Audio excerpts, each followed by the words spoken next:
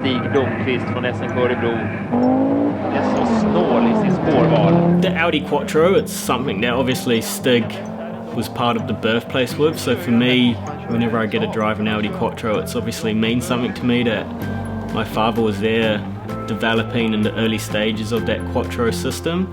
I've always wanted one. I would obviously want to drive a rally car as well, but to drive the road version of what that rally car was based off is obviously a special feeling for me, because it brought so much happiness to my father, and then feeling what it's like to drive kind of made sense to me now.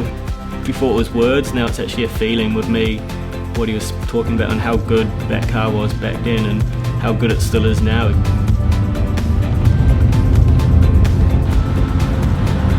Built so well and proper that it doesn't feel like it's 30 years old. It feels like a modern day classic.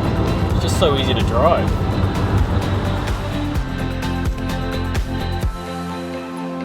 For the first 4 years we lived in England, and then when we moved to New Zealand, he'd do 3 months here in New Zealand and then back over in Sweden for 3 months. I started going over to Europe and spending time with him over there, generally in the winter, so I could drive on the frozen lakes and learn car control the best way possible. But then obviously again I moved over there for two and a half years I spent living with him.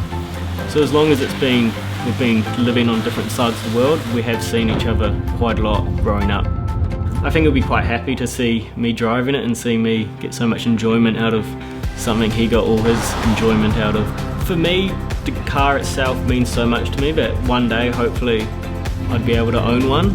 The history it's got for me, but also how cool it is, how cool a car. It's not something that I'd buy and park up, it's something I'd buy and actually drive. The only bad thing about this car is having to give it back to Giltrap.